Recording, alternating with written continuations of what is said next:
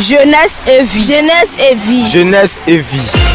Quand les jeunes parlent de leur vie et de bien d'autres choses de la vie. Les élèves qui s'adonnent à la boisson, je trouve que cela n'est pas bon. Beaucoup de jeunes s'adonnent aux mauvaises choses, à la drogue, et cela n'est pas bon. Et qui boivent aussi en tenue n'est pas bon.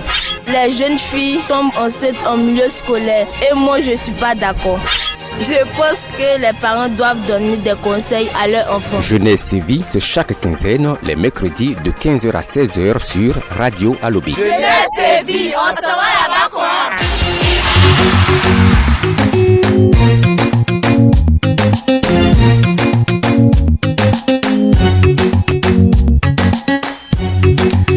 Allez, bonjour mesdames et messieurs, fidèles auditeurs de Radio Alobi. Merci de nous renouveler cet après-midi votre confiance en choisissant le plus librement du monde de rester scotché à la bande de 100.8 fréquences de modulation à l'heure de l'émission Jeunesse et vie. Et c'est notre deuxième rendez-vous et nous espérons que le sujet du jour va susciter votre intérêt. Bonjour Ozoa. Bonjour Jean-Pierre. C'est toujours un plaisir de vous avoir sur ce plateau. Un plaisir partagé. Jeunesse et vie. Oui, Jeunesse et vie. C'est votre produit. C'est notre produit à nous tous. Merci beaucoup d'être encore cet après-midi sur ce plateau Jeunesse et vie. Cher ami, bonjour. Bonjour Monsieur Jean-Pierre. Et permettez-moi de vous présenter, vous vous appelez Guy Roland Tano, vous êtes informaticien, mais pas que ça. Hein. Oui, je travaille aussi dans le football. Footballeur. Oui, je travaille dans le football. Vous travaillez dans le football, oui. C'est-à-dire vous tapez d'un ballon ou bien expliquez-nous davantage. Dans tous les sens. Mais je suis footballeur encore. Vous êtes footballeur. Je suis footballeur et je suis informaticien. D'accord. Merci beaucoup d'être sur ce plateau de Jeunesse et Vie.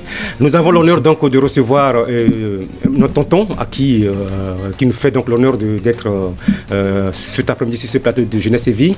Bonjour Monsieur Ibrahim. Bonjour mon cher frère, comment allez-vous? Je vais très bien. Okay. Merci beaucoup d'avoir répondu à cette invitation et de venir parler à nos jeunes. Le thème, nous allons vous le balancer tout à l'heure, mais déjà, on va passer du côté de la technique, où Franck Cassi tient les mains avec une main de fer. Il nous propose déjà une chanson de l'unique GPP, c'est ça? C'est parti.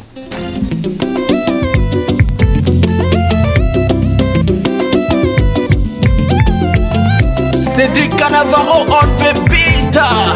GPP, génération pressée. Génération pressée. On est pressé. Génération pressée. On est pressé. Génération pressée. Génération pressée. Papa, ton sol c'est grand. Ton sol c'est sur la terre et de te battre comme un militaire. L'effort fait d'efforts, si tu travailles, tu auras le confort. C'est vrai que la vie va vite, mais ça ne sert à rien de proactivité.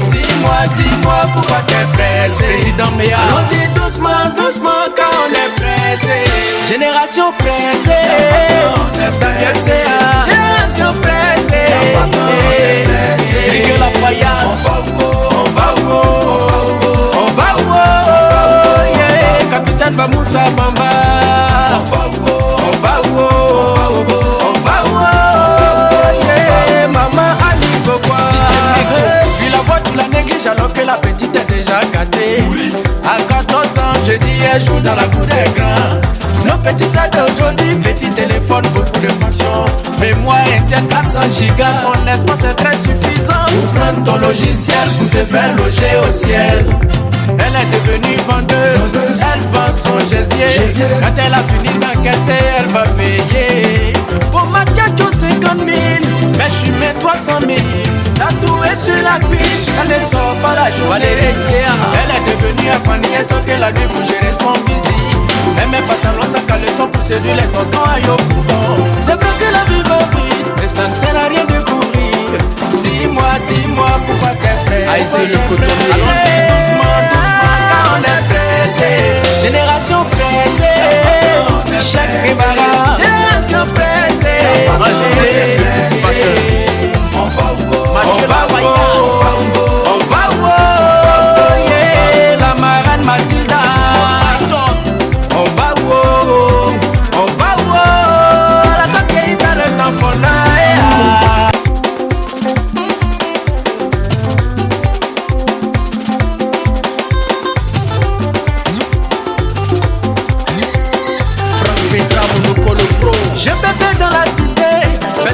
nous arrêter.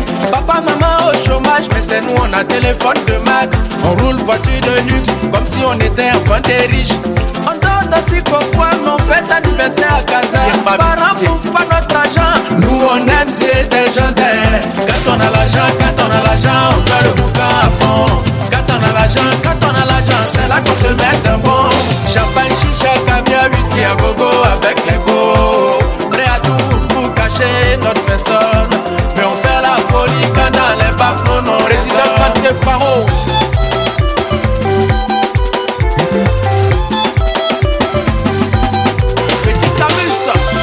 Président Antoine Ba, il est contournable. Yelele ouo, yelele. À bout de bandits de Capon, Soma, Jérôme. Yelele ouo, yelele. Ah, yelele maman, yelele. Yelele ouo. Exo le charisme, yelele papa, yelele. Jeunesse et vie. Jeunesse et vie. Jeunesse et vie. Quand les jeunes parlent de leur vie. Retrouvez ce mercredi 15h l'équipe de Jeunesse et Vie autour du thème prostitution juvénile. Les parents sont-ils complices ou tout simplement ignorants? Et ce sera sur Radio Alobé. Jeunesse et vie, on sera là-bas quoi? Et exactement, nous sommes en plein dans Jeunesse et Vie, le rendez-vous que se donnent donc les jeunes chaque 2 semaines sur les ondes de Radio Alobé entre 15 et 16 heures pour discuter des sujets qui les concernent, des questions de vie, des aventures bouleversantes dans lesquelles parfois ils se retrouvent embarqués, parfois à contre-cœur et aussi parfois par envie de faire comme les autres. L'envie, c'est l'une des raisons qui pousse nos jeunes aujourd'hui à rentrer dans tout et n'importe quoi. Parce que mon ami, ma copine, mon ami, mon camarade, mon frère a des choses. Je ne sais même pas comment est-ce qu'il fait pour les avoir. Je veux lui ressembler. Je veux faire comme lui. Je veux ressembler à cette personne que je vois à la télé. Je veux ressembler à ce jeune ou ce jeune homme ou cette jeune fille, cette jeune dame que je vois sur les réseaux sociaux. Mais comment y parvenir? Je suis obligé de rentrer dans tout et n'importe quoi. L'envie. Guy, oui. Ozoa pense que c'est par envie que les jeunes se sont tentés par des choses que nous pouvons traiter de condamnables. Vous partagez son opinion, c'est par envie ou c'est par désir? Oui, je partage son opinion. Les jeunes ont tendance à vouloir dévancer leur air. Quand je dis dévancer leur air, ils ne veulent pas vivre le moment présent, mais il veut vivre dans le futur. Donc, comme le dit la chanson de l'unique là, GPP, la génération pressée. Pressée. Ils ont tendance à vouloir être pressés par rapport au temps. Mais est-ce qu'il n'est pas temps de dire qu'il est important qu'on vive avec son temps? Nos jeunes refusent de vivre leur âge. Ils veulent vivre une vie d'adulte. Et pourtant, ils sont jeunes, ils sont enfants. Nos jeunes ont un problème d'identité. Parce que l'identité, c'est la reconnaissance de ce que tu es, de toi-même. Ouais. C'est-à-dire que toi-même, tu te reconnais comme étant tel, et puis les autres te reconnaissent comme étant tel. Mais on ne peut pas dire que tu es un enfant, mais toi, dans ta tête, tu te vois adulte. Et tu veux faire comme les adultes, tu veux vivre les expériences des adultes. Tu veux vivre comme les adultes font, t'habiller comme les adultes, te comporter, te donner un genre. Un genre, à ton âge, ça veut dire quoi un genre? Justement, c'est ce qui m'étonne. Je vais en même temps poser la question à tonton Ibrahim Kourouma. Nous fûmes jeunes, vous et moi. À notre temps, on n'a pas eu cette envie de vivre comme nos papas à l'époque. Alors pourquoi aujourd'hui, on a l'impression en fait, que la jeunesse d'aujourd'hui a envie? Qu'est-ce qui les pousse à rapidement vouloir ressembler aux adultes alors qu'ils sont jeunes? Il y a quelque chose qu'on oublie souvent de soulever, c'est l'effet des médias. Les médias? L'effet des médias. Quand nous, on était jeunes, les films qui passaient à la télévision, là. Les Tintins? Voilà. C'était le dessin animé, c'est vrai que c'est pas faux. Voilà. Puisque aujourd'hui, il y a plusieurs chaînes de télévision, les chaînes ivoiriennes, sinon africaines, on ne les regarde plus. Peut-être c'est pas faux, oui. On ne les regarde plus. Oui. Mais quand un enfant se trouve devant la télé, ou bien s'il a son portable en main, en train de manipuler, il voit quelqu'un qui a une grosse voiture, qui a des belles chaussures. Du coup, vous rejoignez Ozoa, c'est l'envie. L'envie. L'envie. L'envie. Merci beaucoup. On n'est même pas encore en plein dans le thème d'aujourd'hui. Donc c'est l'occasion de rapidement donner le thème de la présente émission. Aujourd'hui, nous parlons de la prostitution juvénile. Et la question qu'on se pose, est-ce que les parents ils sont complices de ce que leurs enfants, filles comme garçons, font, ou bien ils sont tout simplement ignorants? Et avant de revenir au studio, je vais tourner du côté de Cassie, qui a réalisé un micro-trottoir avec cette question. Il s'est promené dans Benjerville, dans toute la commune, et il nous a ramené ces quelques avis que nous écoutons. Moi, je suis une mère. Je ne peux pas accepter et admettre que mon enfant parte dans la rue, aller se prostituer. Même si je n'ai rien à manger, je vais aller vendre pour nourrir mes enfants parce que j'ai mis mes enfants au monde. Mais c'est que les enfants même là aiment se prostituer. Ce sont eux-mêmes qui aiment être dans la rue. Moi, je dis toujours que les enfants aiment copier Théo. Les enfants d'aujourd'hui là, ils vont à l'école, ils vont pas rentrer à la maison. Quand ils sont là, quand ils voient les petits jeunes dans les classes là, les yeux brillent déjà. Au fait, le monde est gâté, la mode a gâté nos enfants. Parce que dans les écoles aujourd'hui là, les enfants font de n'importe quoi en classe. C'est qu'eux-mêmes ils ont aimé la prostitution. Ils ont aimé, eux-mêmes ils aiment ça même. Si tu vois ton enfant en train de se prostituer, c'est que ton enfant aime. C'est pas une situation. Moi j'ai une camarade un jour qui m'a dit, moi j'aime quand les filles prostituées fument de la manière font là. Moi j'ai rentré dedans. Elle est rentrée dedans. À la maison nous éduquons bien nos enfants. Quel mec qui veut pas bien éduquer son enfant? Mais l'enfant d'aujourd'hui est gâté. Tu t'imagines l'enfant descend à 18h. À 18h quand il passe à côté d'un bar ou bien un maquis, en plein air, quand il voit les filles, elles sont petites pilotes, elles ont une belle rondeur. Bon, moi aussi je vais essayer ça. Maintenant quand tu vas dans les établissements, tous les enfants, elles ont des yeux plaqués d'une manière. Bon, elle veut faire la même chose comme l'autre. C'est ça qui attire à la prostitution. Quand tu es envieuse, tu te prostitues. Parce que quand tu es envieuse, tu es obligé de te prostituer. La jalousie. Quand tu es jalouse, tu te prostitues. Parce que ma camarade a tel habillé la tête téléphone. Moi aussi, je vais avoir le même téléphone. Bon, il y a les me prostituer. Il y a les chercher 3 gars, 4 gars. Sinon, c'est pas les parents même. Souvent, la prostitution, là, c'est pas forcément aller se vendre. Non. Tu as un gars, tu as 2 gars, tu as 3 gars, tu as 4 gars, c'est prostitué. Le monde même d'aujourd'hui même est rempli de prostitution. Nous tous, on se prostitue maintenant. Non, je pense qu'il y a 2 situations. Il y a des situations où les parents ne savent pas. Mais il y a aussi une autre situation où les parents le savent. Mais comme ils n'ont pas les moyens, ils sont obligés de laisser faire. Par exemple, quand on prend les anciens quartiers, genre les psychologies, où les occupants sont des vieux retraités, qui ont des enfants qui sont encore jeunes et qui ne peuvent pas s'occuper de leurs enfants. Toi-même, tu es à la maison, tu vois ta fille sortir et vient rester à 22h, 23h, elle dort là-bas. Il est clair qu'elle pratique des activités qui ne sont pas légales. Ça, c'est clair. Mais si tu n'arrives pas à la mettre là dehors, peut-être que c'est ce qui me permet de manger à la maison. Il y a des cas comme ça aussi. Et puis il y a le développement des réseaux sociaux où on voit tout est dessus. On voit des gens qui se vendent.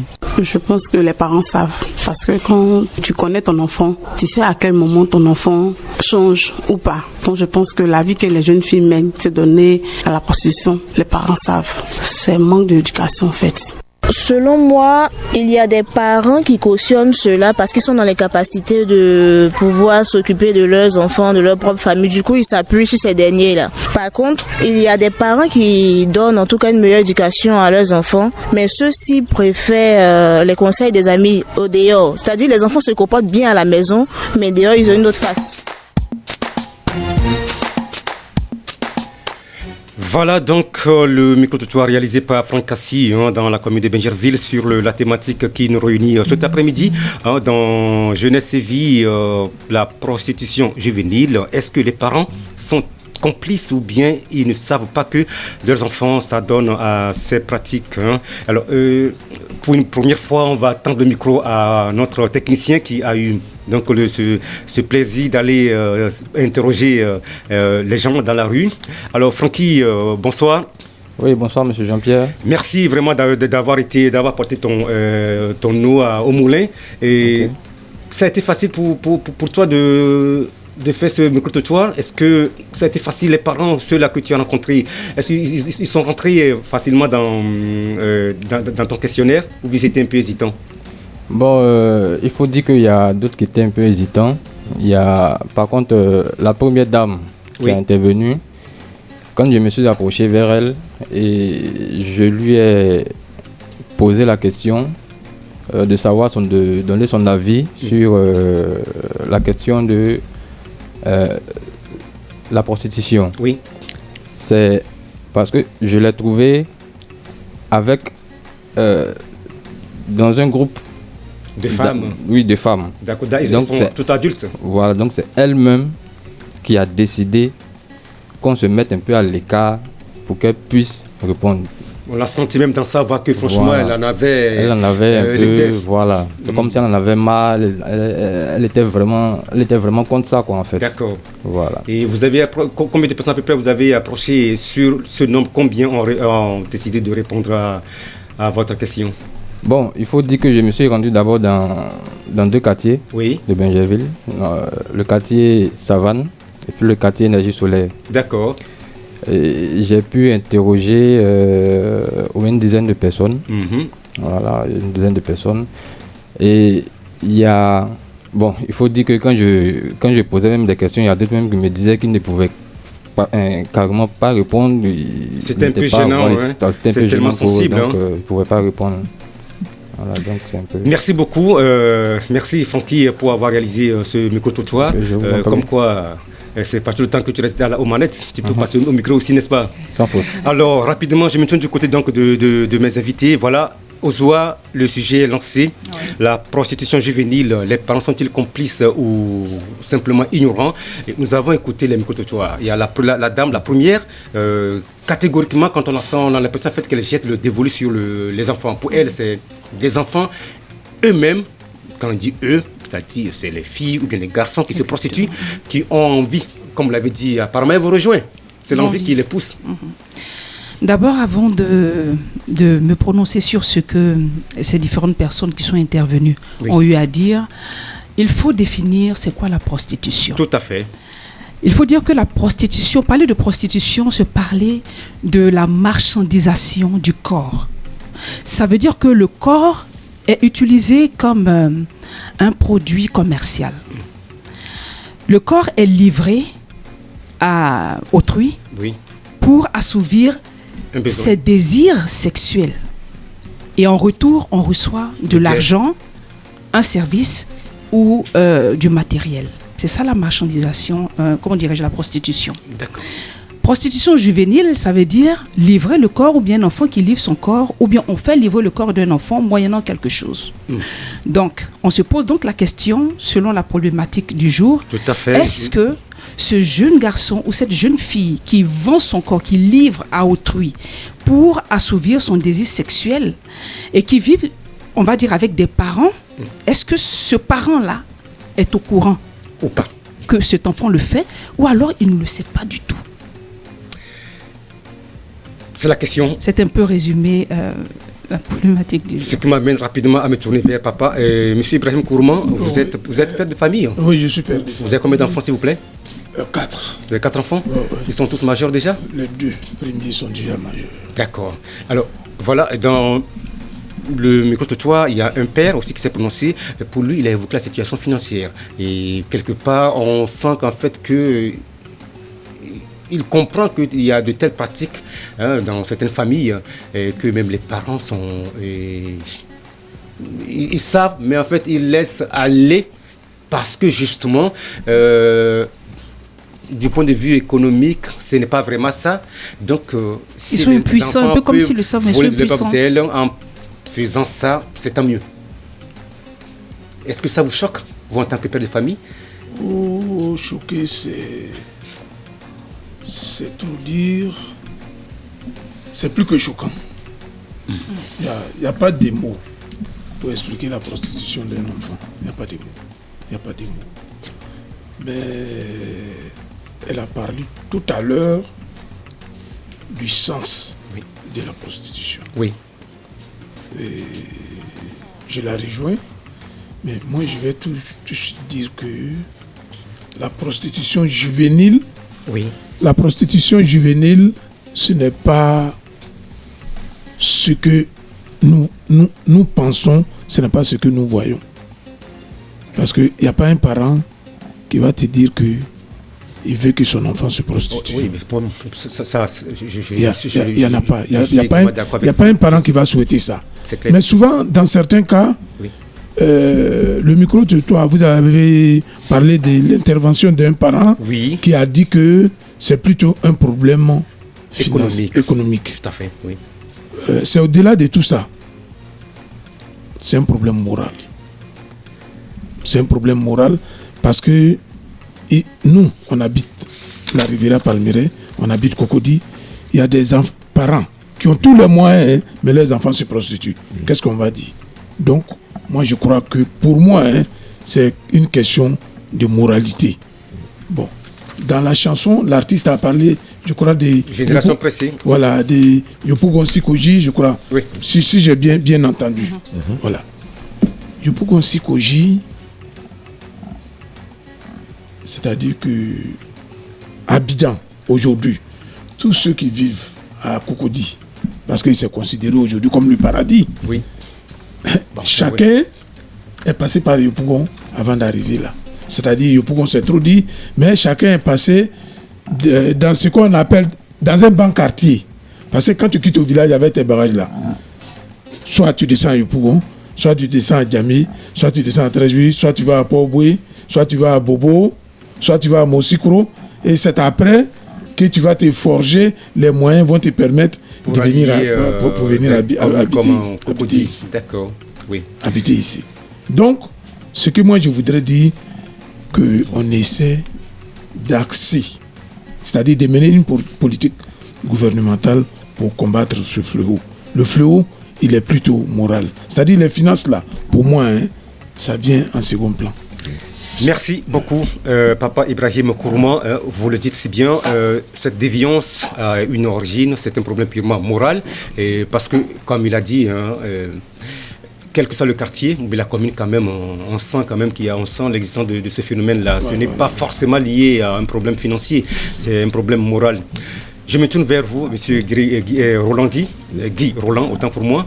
Vous êtes jeune, hein. Alors, dans toujours le micro-trottoir, la jeune fille, la dernière, elle a carrément dit, oui, ça existe.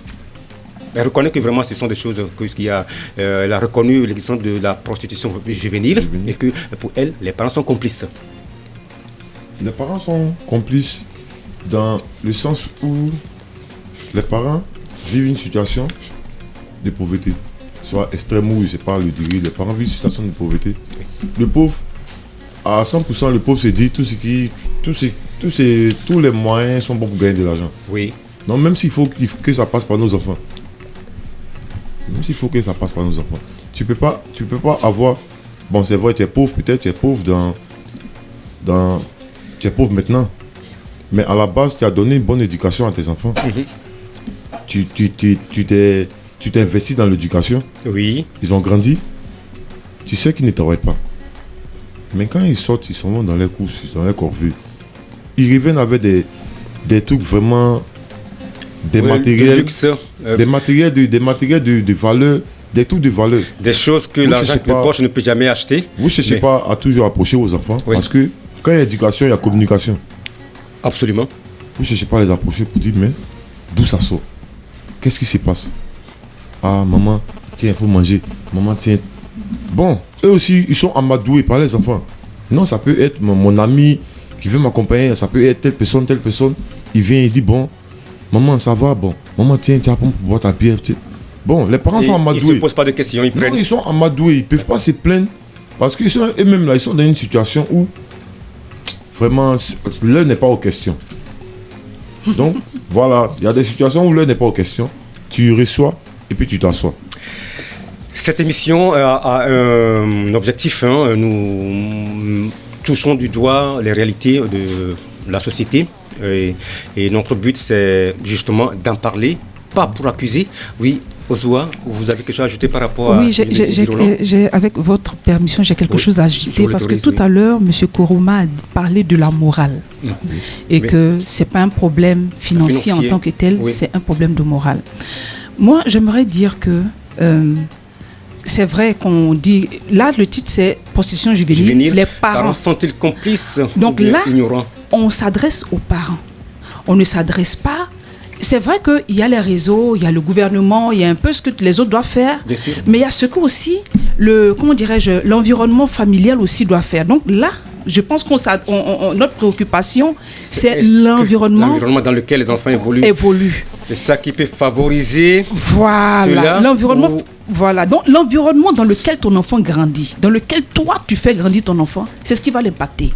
Ton enfant est aujourd'hui ce que tu lui as donné à manger, à boire, comme ce que tu lui as instruit et tout ça là. Ouais. Un parent qui dit par exemple à son enfant, on ne parle pas à table, et qui lui-même s'assied à table à chaque fois qu'on mange, c'est lui qui est en train de parler. Vous voulez que l'enfant fasse quoi? Ben, il va continuer. Voilà, il va continuer de parler. Oui. Un parent qui dit quand on mange, on ferme la bouche, on ne fait pas sortir des petits bruits. Mais toi, chaque jour, quand tu manges, tu fais sortir des petits bruits. Tu veux que l'enfant fasse quoi? Ben, l'enfant, il copie ce qui se passe dans son environnement. C'est clair. C'est vrai, il y a des riches, comme il a dit. Il y a des gens qui sont riches, ils ont tous les moyens. Mais les enfants dévient. Les enfants dévient, en ce moment, on pourra dire que ce n'est pas un problème financier. Mais toujours est-il que l'environnement aussi familial a joué son rôle. Parce que lui, il a parlé de communication. Oui. S'il y a un problème de communication entre papa et puis les enfants, même si tu as tous les moyens, ça pose un problème. Donc, je voudrais dire que je suis d'accord avec le problème de morale et aussi le problème financier qui sont à la base. Merci pour ce complément d'information que vous apportez. Alors, papa, Monsieur Ibrahim Kourma, alors elle est d'accord avec vous, mais quand vous parlez de problème moral, donc automatiquement vous accusez les parents alors. C'est comme si en fait c'est les parents n'ont pas joué leur rôle. La moralité, j'ai parlé de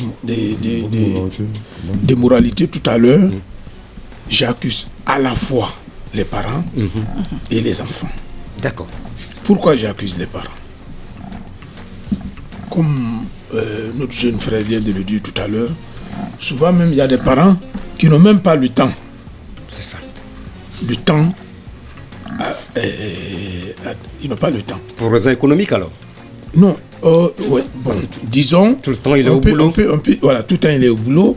Quand il vient, il est le phénomène des répétiteurs là. Bref, en fait, le parent en question, il lutte pour assurer ce que j'appelle l'élevage des enfants, c'est ça? C'est ça, la nourriture, la papote. Pour les éduquer. Quelqu'un qui sort à 5h du matin. Il rentre à 22h. Il n'a pas le temps de causer avec les enfants. Ils n'ont pas le temps de causer. Le lendemain, il est reparti. Même dimanche, même quand il n'y en a pas assez là, souvent dimanche ou bien samedi, il est obligé de sortir pour aller chercher un peu. Donc c'est la rue qui finalement éduque nos enfants. Voilà. Roland. Oui. La rue. Mais moi, je ne suis pas trop d'accord. Oui, nous avons des familles où le père ou la mère sont très occupés à aller chercher la nourriture, mais derrière eux, il y a des garde-fous qui sont laissés à la maison. Et les enfants sont tenus de respecter parce qu'il y a une rigueur qui est imposée. Donc, ce n'est pas parce que tu vas chercher la nourriture que derrière toi, tu ne vas pas inculquer une certaine rigueur à tes enfants. Oui. Ça aussi, quand ça manque, c'est pas parce que tu peux pas prendre comme excuse je vais chercher la nourriture pour mes enfants. Mais tes enfants, s'ils sont pourris, s'ils sont gâtés, ce que tu envoies, qui va pouvoir en jouir? Personne. Toujours, je vous retiens parce que cette thématique, nous l'avons quand même tirée de cet ouvrage que vous avez écrit, cet essai que je montre en même temps aux auditeurs et à nos auditeurs qui nous vont suivre l'émission en ligne. Le sexe et moi. Oui. Cet ouvrage, c'est un essai de 12 nouvelles, si je ne m'abuse. Donc, c'est votre ouvrage, vous l'avez écrit, c'est paru en mars dernier, 2022. Oui. Et là, vous mettez à nu... vous touchez du doigt les réalités donc, de cette déviance auxquelles succombe la jeunesse. Et permettez-moi de revenir sur un passage, parce que dans le premier numéro de cette émission, on a parlé de la tontine sexuelle 2.0, qui est aussi une forme de prostitution. Un système, on va dire, qui regroupe plusieurs modes opératoires. Voilà.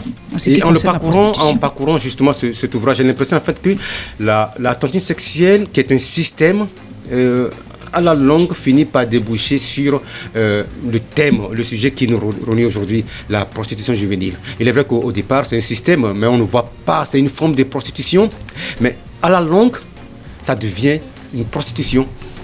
Ce n'est pas la longue, à l'origine, c'est la prostitution.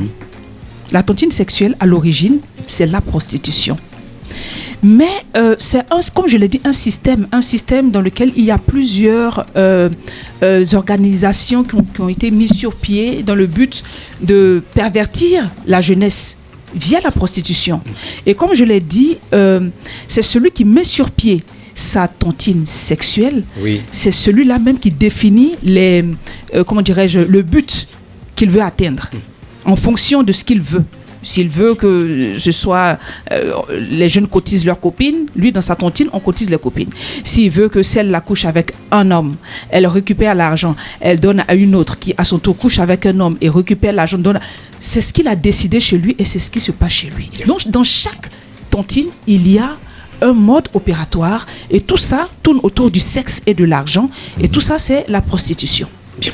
Je suis toujours encore sur ma soif et on sait que la prostitution, on dit souvent que c'est le plus vieux métier du monde. Mais tel que le sujet est libellé, est-ce que ce que nos jeunes font, ils le font en cachette? Est-ce qu'on peut appeler cela une prostitution? Il y a une jeune dame qui est intervenue dans le micro-trottoir tout à l'heure qui a dit que les enfants aiment partir dehors se prostituer. Oui. Mais ton enfant est chez toi et puis se prostitue. Tu es côte à côte avec ton enfant. Ton enfant est sur son téléphone, il a calé son rendez-vous. Ou elle a calé son rendez-vous. C'est juste sortir pour aller accomplir, prendre son argent et puis revenir, c'est tout. Les enfants, aujourd'hui, on ne va plus dans la rue pour lancer foulard comme on le disait à la vieille école. Aujourd'hui, tu es assis chez toi dans le canapé de ton papa qui te nourrit, qui te blanchit, qui s'occupe de toi. Qui, comme l'a dit M. Kourouma, se lève à 5h du matin pour partir au boulot, trouver de l'argent pour, comme vous l'avez dit, l'élevage. Parce que pour élever les enfants, parce qu'il y en a qui se contentent d'élever les enfants, mais qui ne les éduquent pas. Malheureusement. Donc, tu peux faire tout ça, mais ton enfant, il est chez toi et puis il gère des mouvements. Il deal à ton nez et à ta barbe, comme on le dit. À partir du téléphone. À partir du téléphone. Donc, ce n'est pas forcément aller dans la rue qui est synonyme de prostitution, même chez toi. Et c'est ce qui se passe aujourd'hui. L'enfant se prostitue dans ta maison, sous ton nez. Papa Ibrahim, vos deux filles sont déjà majeures. Est-ce qu'il y a une fille et un garçon. Ah, c'est une fille et un garçon. Ça se passe comment à la maison? La communication, du point de vue communicationnel, est-ce que vous, en tant que père, quand même, vous essayez quand même d'entrer dans leur intimité, vous leur posez des questions? Ça se passe bien? Ça, je vais peut-être vous décevoir. Je ne communique pas beaucoup avec eux. Je communique pas beaucoup avec eux. Mais vous observez beaucoup? Non, j'observe. Quand il y a des remarques à faire, on échange. Je ne communique pas beaucoup avec eux. C'est leur maman plutôt qui communique beaucoup avec eux. Il y a toujours une forme de communication. Il y a une forme de communication. Et puis une communication venant des mamans, c'est une communication dangereuse. C'est une communication à ne pas négliger. Pour papa, on peut dire, oh papa, mais maman. En général, quand le père il s'en mêle, là c'est pour régler. Parce qu'en fait, ça atteint un niveau où il faut qu'il intervienne. Là, c'est la force d'intervention rapide. Mais quand c'est maman qui gère, tu peux pas dévier. C'est ça. C'est dangereux. Donc c'est leur maman qui communique avec, comme je le disais. D'accord. Mais une fois, il y a mon garçon, il a un ami qui est arrivé. Maintenant, il n'était pas là. J'ai demandé qui c'est. Bon, le jeune homme il s'est présenté. Oui. Maintenant, je lui ai demandé qui sont ses parents, je lui ai demandé où il habite. Et on dirait que ça ne lui a pas plu. À votre... Voilà, à son ami. Parce qu'il m'a dit, quand ils se sont retrouvés, son ami lui a dit, ah, toi, ton papa aussi, quand on va chez vous, il demande le numéro de téléphone, il veut savoir tout ça là. Est-ce que quand toi, tu viens chez nous, mon papa te fait ça? C'est ça, on appelle laisser aller. Voilà. C'est ça. Tu as vu? Donc, quand mon fils, il pensait bien faire en venant me dire ça. Quand il m'a dit là, je dis bon, cet ami-là, je ne veux plus te voir avec lui. Je ne veux plus le voir avec lui et je ne veux plus le voir chez moi. Oui. Vous avez compris qu'en fait, qu'il constitue une menace, puisqu'en fait, il veut en fait créer un truc clos où les deux parents ne vont pas... Non, mais les enfants même aujourd'hui là, vous savez... Ils n'ont jamais voulu même que nous-mêmes on rentre dans leur intimité. Ça ne leur plaît pas. Hein? Non. Tu sais, à partir de 15-16 ans déjà, ils se croient déjà majeurs. Hein? Souvent, quand mon fils sort, quand je l'appelle où tu es, il dit non, papa, je suis assez grand. Je dis non. Déjà, à cet âge. Tu vis chez moi et tu te trouves assez grand. C'est-à-dire, mon fils, lui, il a 21 ans actuellement. Ah, bon, voilà, il a 21 ans. Oui. Voilà, il est majeur. Ah, papa, c'est comme si mon dernier garçon, il est au CM2. Il m'a dit qu'un jour, parce que son école est à côté du 35e. Il dit un jour, il a un camarade de classe qui lui a dit, si ton papa te frappe ou bien si tu es gros, il faut aller au commissariat. Eh oui. Donc, tout ce que, comme le frère l'a dit, les parents là, ce que nous pouvons faire à la maison. On ne va pas suivre les enfants en ville avec des bâtons. Non, bien sûr. Comme elle l'a dit, ou bien je ne sais pas si c'est le frère qui l'a dit, souvent, les enfants, ils sont à l'école jusqu'à 18h. C'est à cause de ça, elle c'est ma soeur, c'est ma voisine. Moi je n'ai jamais voulu que mes enfants aillent à l'école hors de la Palmeraie. Ils sont dans le quartier. Ils sont dans le quartier. C'est plus facile de rallier le temps, ce qui n'est parce pas qu'un enfant qui est à Palmeraie, oui. bon, vous voyez ça souvent, pour venir à l'école à Benjerville, au lycée Garçon. Voilà. Palmeraie tout près là, hein, pour avoir le Baka le matin, souvent, c'est des problèmes. Malheureusement, ce n'est pas le cas pour la plupart des familles. Hein. Il y a donc, on a des enfants qui quittent Benjerville, on se retrouve à Adjamé. Mais un jour, j'ai croisé un enfant dans le Baka qui m'a dit qu'il fréquente à Nyama. Et tout le matin. Tout le matin. Tout le matin. Qu'il a couru à 7h. On s'est vu dans le Baka de 5h30. Mais comment il peut étudier? C'est ça. C'est compliqué. Nous, quand on était au collège à Yopougon, il y a des enfants qui sont à Nyangon, qui fréquentent au lycée moderne de Koumassi. C'est tout un voyage. Bon, donc, qu'est-ce qu'on fait? Mesdames et messieurs, les enfants, oui. Nous les éduquons à la maison, mais vraiment, parce que ce soit les parents ou bien les enfants même passent plus de temps au dehors qu'à la maison. L'enfant sort le matin. Et bon, par exemple, moi, mes enfants, ils travaillent à Vicenne. Bon, ils ont une pause de 30, 1 heure du temps. Bon, moi, je préfère qu'ils restent à l'école peut-être pour réviser. Je lui donne l'argent pour manger à midi. Bon, ça aussi, ce n'est pas aussi une bonne formule parce qu'il a l'habitude de ne pas venir à midi. Et cette période-là, il peut prendre ça pour faire autre chose. Tout à fait. Mais, comment dirais-je, quand je constate, je réalise que tout ce qu'on a à faire, c'est de prier pour nos enfants. Juste. Prier pour nos enfants. Tout ce dont on est en train de parler là, la solution là. On n'a pas dit on va s'asseoir, croiser les bras, ne pas leur parler, mais dans tout ce qu'on va faire là, il faut qu'on mette la main de Dieu dedans. Merci beaucoup, M. Ibrahim. Mesdames et messieurs, si vous venez de prendre cette émission en cours, sachez que vous êtes dans Jeunesse et Vie. Jeunesse et Vie, une émission dédiée à la jeunesse. Elle est faite pour les jeunes et par les jeunes. Sur ce plateau aujourd'hui, je reçois M. Ibrahim Kourouma. Il est agent immobilier, père de 4 enfants. Et je reçois M. Guy Roland Tano. Il est informaticien. Et Mme Ouzoua. Donc cette émission repose sur cet ouvrage, Le sexe et moi.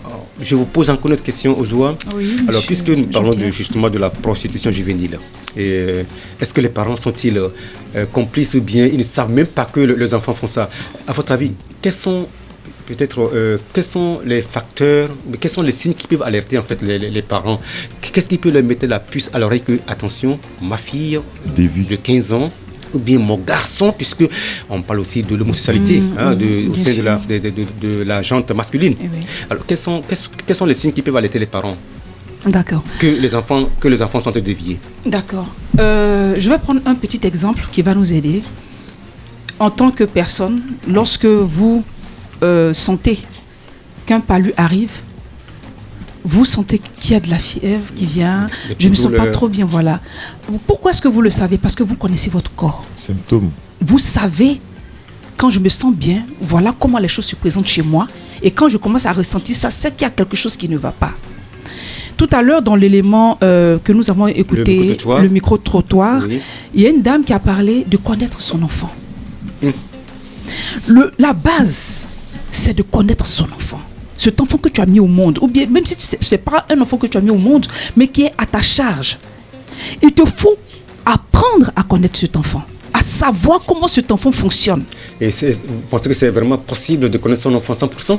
Même si tu ne peux pas le connaître à 100%, mais il y a un minimum de connaissances que tu as de cet enfant qui vont te permettre de savoir qu'il y a quelque chose qui commence à ne pas aller. Changement de comportement. Un changement de comportement. Si tu n'as pas une base, à partir de quoi est-ce que tu vas évaluer que l'enfant est en train de dévier? Tu ne peux pas savoir. C'est moi qui paye les vêtements de mon enfant. C'est moi qui donne de l'argent à mon enfant. Oui. C'est moi qui fais ci, qui fais ça à mon enfant. Mais à partir du moment où je vois que mon enfant commence à avoir des choses que je ne lui ai pas données, ça doit commencer, voilà, susciter des interrogations. Et puis ça ne doit pas rester au stade d'interrogation. Ça doit aller jusqu'à investigation, connaître la source. Cet argent vient d'où? Si tu me dis que c'est ta copine, c'est ton ami qui t'a donné, il faut que je rencontre, comme M. Kourouma a voulu le faire avec l'ami de son fils qui s'est énervé. Il faut que tu cherches à savoir qui est le parent, qui est le père de cet enfant qui t'a offert le téléphone.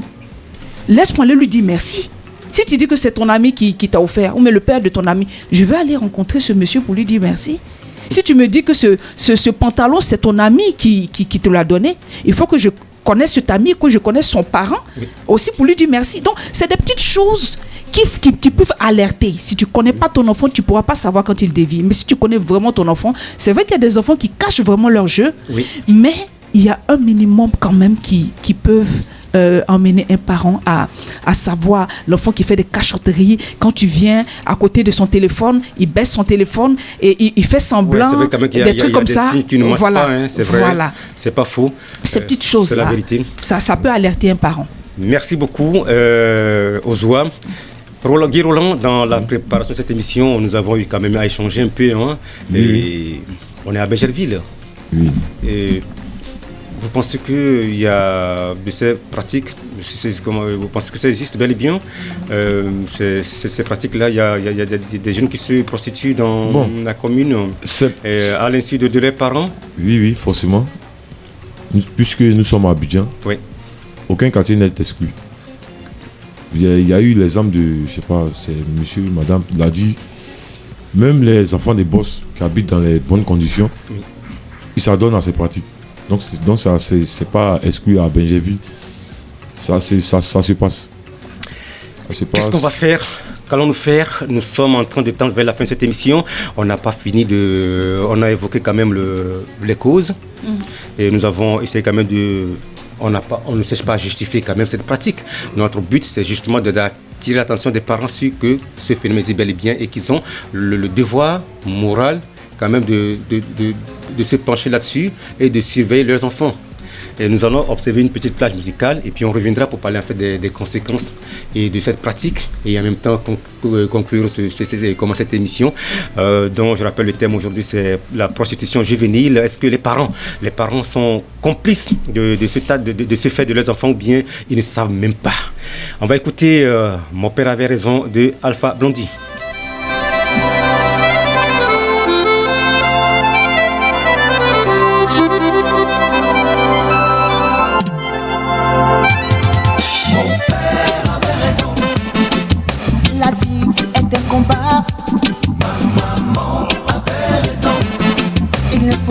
Jamais baisser les bras. Mon père avait raison. La vie est un combat. Ma maman avait raison. Il ne faut jamais baisser les bras. Les tentations et les provocations sont des pots de banane sur ma route. Humiliation et tribulation, funeste équation. Les tentations et les provocations sont des pots de banane sur ma route. Humiliation et tribulation, funeste équation. Mon père avait raison. La vie est un combat. Ma maman avait raison. Il ne faut jamais baisser les bras. Mon père avait raison. La vie est un combat. Ma maman avait raison. Il ne faut jamais baisser les bras. Les guet-apens et les bombardements, la terre est sans lumière. Les armements depuis 2000 ans rendent la vie amère. Les guet-apens et les bombardements, la terre est sans lumière. Les armements depuis 2000 ans, sauver les enfants. Mon père avait raison. Mon père avait raison. Mon père avait raison. Mon père avait raison. Il avait raison.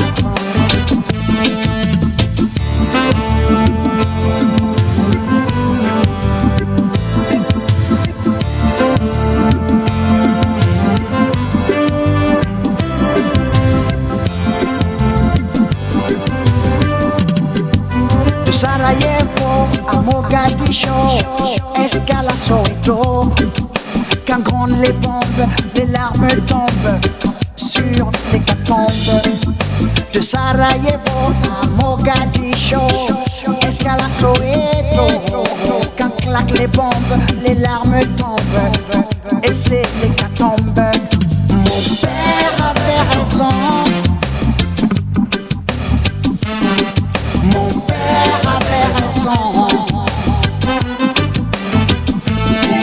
Mon père avait raison.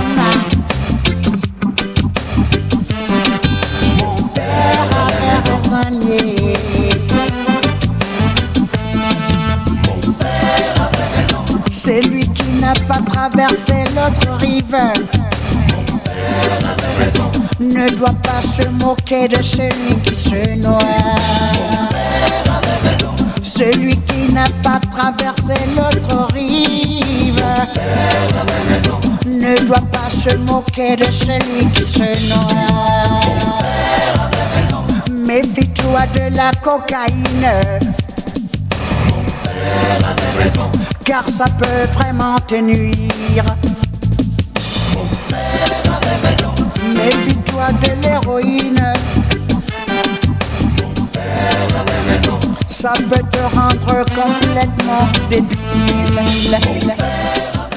Vous êtes en plein dans l'émission Jeunesse et Vie de ce mercredi 27 avril 2022. Le thème c'est prostitution juvénile. Est-ce que les parents sont-ils complices ou pas, ou bien ils sont tout simplement ignorants, c'est-à-dire ils ne savent pas que les enfants s'adonnent à ces pratiques. La prostitution, c'est à la fois chez la jeune fille que chez le petit garçon. J'ai l'impression en fait que vous aimez, vous insistez que je parle justement des cas des garçons. Mais oui, parce qu'on a tellement parlé de la prostitution de la jeune fille, on a omis de parler de la prostitution des jeunes garçons. Et pourtant, elle existe bel et bien. Ils pensent que, comme on n'en parle pas, c'est normal qu'ils le fassent. Non. Voilà. Donc, le silence que nous avons gardé sur cette pratique au sein des jeunes garçons fait qu'ils le font maintenant et pour eux, bon, on n'en parle pas. Donc, voilà.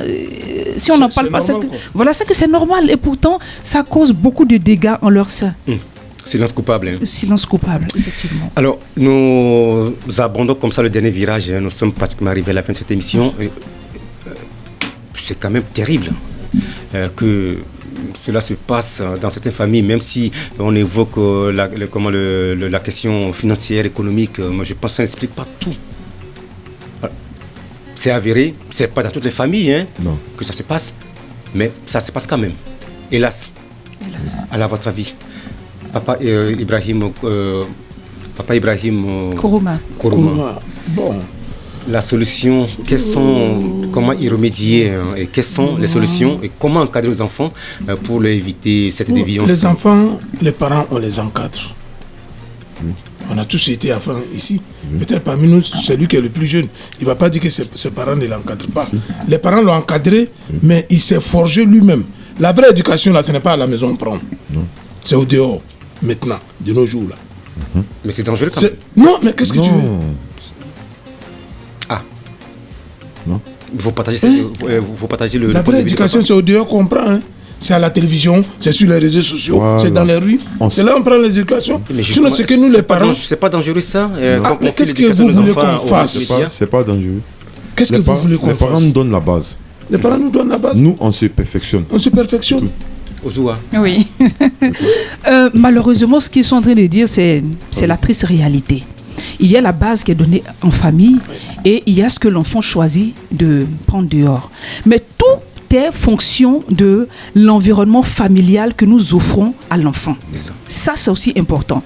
Une famille où tu rentres, qui est une famille où l'environnement familial est conflictuel, l'enfant a envie d'être dehors. C'est clair. Si c'est un environnement qui est, doux, l'enfant a envie d'être à la maison. Si les parents échangent avec les enfants, se soucient de l'enfant, mais aujourd'hui je ne te sens pas trop, qu'est-ce qui ne va pas, comment ça a été à l'école, tu partages partages avec l'enfant, l'enfant a envie de se confier à toi. L'enfant a envie de te dire tout ce qui lui passe par la tête. On lui fait quelque chose, l'enfant veut partager avec toi. Mais si c'est la bagarre, conflit entre papa et maman, des histoires à gauche, à droite, des environnements militaires, où c'est papa qui est le chef, maman qui est sous-chef, et puis les enfants sont les exécutants seulement, tu n'as rien à dire, tu n'as pas ton avis à donner, bon, c'est problématique. Même si le dehors est dangereux, même si le dehors offre aux enfants une très mauvaise éducation, de très mauvais modèles, mais le modèle familial de la maison doit, franchement, c'est tout ce qu'on peut faire. Parce que c'est le modèle par excellence. Voilà, c'est le modèle par excellence. Donc, le travail que les parents doivent faire est plus que le travail. Le dehors, ils sont là pour gâter. Mais quand c'est gâté, c'est pour toi. Donc, à toi maintenant de travailler sur toi pour créer, comment dirais-je, un environnement sain pour que même si le dehors gâte, que ce soit peut-être 20% de gâté et le 80%, ce soit vous qui soyez en train de colmater à chaque fois et puis réparer. Merci. Papa, vous avez envie d'ajouter un mot par rapport à ce qu'elle vient de dire? J'ai envie de la contredire. Oui, mais nous sommes à la fin, c'est maintenant on parle de contradiction. Vous avez 30 secondes pour la contredire? Bon, ce qu'elle a dit, c'est pas faux. Oui. Mais ce sur quoi je voulais attirer son attention, c'est-à-dire qu'on fait tout ce qui est bon à la maison, mais le problème aujourd'hui, excusez-moi, c'est que les enfants, les parents, on passe plus de temps au dehors qu'à la maison. C'est-à-dire que tout ce qu'on met en place là, milieu, la rue là, la télévision, les médias, les réseaux sociaux là, c'est comme une dictature. Ça s'impose aux enfants. Voilà. Ça que ça tout à l'heure, je vous disais que il faut qu'on prie beaucoup pour nos enfants. Il faut qu'on prie beaucoup. Parce que avant de l'éducation, on la recevait à la maison. Parce qu'il y a quelque chose qu'on oublie, que nous oublions. Avant, dans la société africaine, là, il n'y avait pas assez d'hommes comme maintenant. Oui. Hein? Donc, si tu passes quelque part, tu vois, on remarquait les enfants, même on remarquait les vieilles personnes. Si un enfant est en train de faire une bêtise nette, tu peux l'attraper, le fesser. Mais plein d'enfants qui sont dans la rue là, tu vas attraper qui pour laisser qui? Et puis, tu vas toucher même l'enfant de quelqu'un, mais ses parents, demain là, ils vont t'envoyer une convocation pour la police. Oui, Ozoa, peut-être 30 secondes encore parce que m'arriver. Oui, juste 30 secondes pour dire que ce que nous sommes en train de faire, c'est une prévention. Tout à fait. Et la prévention ne vient pas pour interdire, ne vient pas dire ne fais pas ci, ne fais pas ça. Bien sûr. Mais la prévention vient t'outiller, te donner un certain nombre d'informations qui doivent créer en toi, accroître ton système de réflexion, de pensée pour créer une remise en cause du comportement, des attitudes, des habitudes et même de ton système de morale. Donc c'est ce que nous sommes en train de faire et c'est ce que les parents doivent faire. Ils doivent, faire de la prévention, leur donner des informations de sorte à ce que lorsque les enfants sont confrontés à ce genre de situation, ces envies qui viennent de dehors, les médias, tout ce qui vient de dehors qui est un peu mauvais, l'enfant sache qu'avec la base qu'il a, voilà ce qui est bon, voilà ce qui n'est pas bon et qu'il puisse faire des choix judicieux, actifs et puis intelligents pour son bien-être. Merci Ozoa. Dernier mot, Guy Roland. Bon, moi je trouve que les parents doivent avoir une éducation méticuleuse, avec beaucoup d'affection et d'investigation. Voilà. Et puis avec aussi la religion. Parce que quand tu te désorientes dans la vie, la religion au moins peut te recadrer. En fait. Voilà. Merci beaucoup. Observez, communiquez avec les enfants et même si entre-temps vos enfants se sont aventurés sur ce chemin, il est toujours possible de les ramener sur le droit chemin et c'est ce que semble dire Ozoa. C'est ce que je dis, c'est ce que je conseille aussi dans le livre.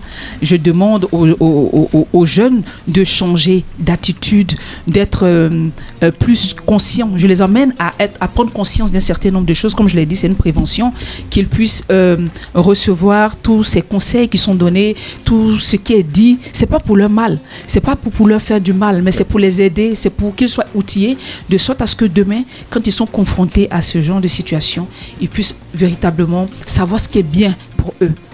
Merci infiniment d'avoir été avec nous sur ce plateau dans l'émission Jeunesse et Vie. Le thème que nous avons aujourd'hui débattu, c'est la prostitution juvénile.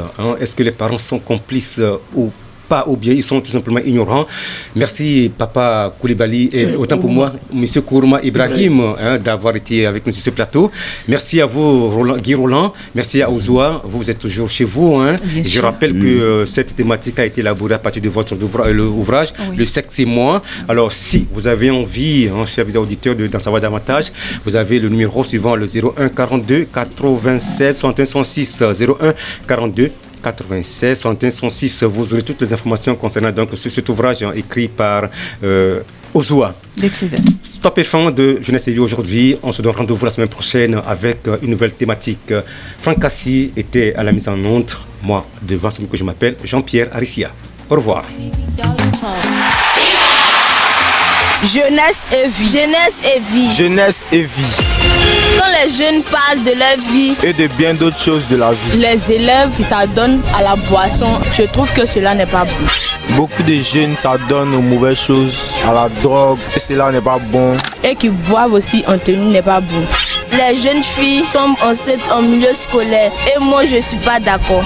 Je pense que les parents doivent donner des conseils à leurs enfants. Jeunesse et vie, c'est chaque quinzaine, les mercredis de 15h à 16h sur Radio Alobi. Jeunesse et vie, on se voit là-bas quoi. Jeunesse et vie. Jeunesse et vie. Jeunesse et vie. Quand les jeunes parlent de leur vie et de bien d'autres choses de la vie, les élèves s'adonnent à la boisson. Je trouve que cela n'est pas bon.